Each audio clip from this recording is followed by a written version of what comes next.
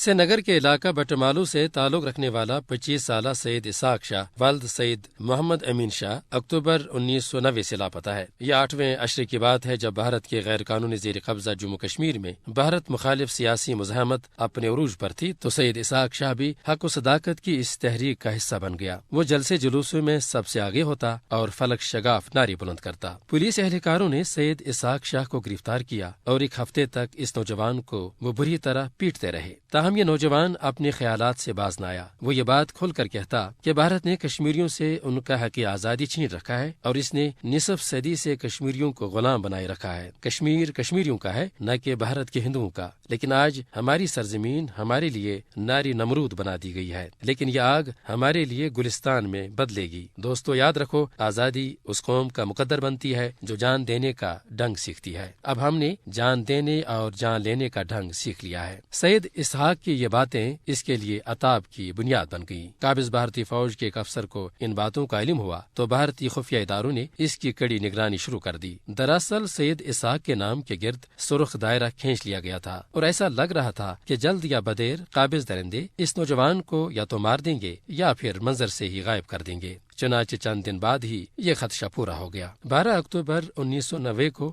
رات کے آخری پہر بھارتی فوج کی گاڑی اسحاق شاہ کے گھر کے باہر آ کر رکی۔ قابض فوجیوں نے گھر میں گھس کر اسحاق شاہ کے سر پر بندوق تان لی۔ وہ اسے گھسیٹ کر گاڑی تک لے آئے۔ اسحاق شاہ اپنا قصور پوچھتا رہا تو جواب میں بدمست فوجی اہلکار کہتے، آؤ تمہیں آزادی دیتے ہیں۔ اس کے بعد گھر میں کوہرام مچ گیا۔ اسحاق کے بوڑھے والدین، چھوٹے بہن بھائی سب آہو بکا کرنے لگے۔ سید امین شاہ نے اہل محلہ کو اسحاق کے اغوا کی اطلاع دے دی۔ بہرحال یہاں سے اسحاق کی تلاش کے لیے اس کے خاندان اور دیگر رشتہ داروں کا ایک پرکٹھن سفر شروع ہوا۔ اسحاق کی تلاش سری نگر کے تھانوں، ٹارچر سیلوں، جیلوں اور فوجی کیمپوں میں شروع کر دی گئی، لیکن کچھ معلوم نہیں ہوا۔ بالآخر سید امین شاہ اپنے بیٹے اسحاق شاہ کی تلاش کے لیے اس سفر میں ٹھوکریں کھانے کے لیے تنہا رہ گیا۔ اسحاق کی ماں اپنے بیٹی کی جدائی زیادہ عرصہ تک برداشت نہ کر سکی اور وہ اس دار فانی سے کوچ کر گئی۔ حقیقت یہ ہے کہ مقبوضہ علاقے میں آج ہزاروں مائیں اپنے جگر گوشوں کے انتظار میں تڑپ رہی ہیں۔ ان کا کوئی پرسانی حال نہیں ہے۔ آخر ان کشمیری ماؤں کا کیا قصور ہے؟ انسانی حقوق کے بین الاقوامی ادارے آخر کب ان غمزدہ کشمیری خاندانوں کو انصاف فراہم کر سکیں گے جو بھارتی ظلم کی چکی میں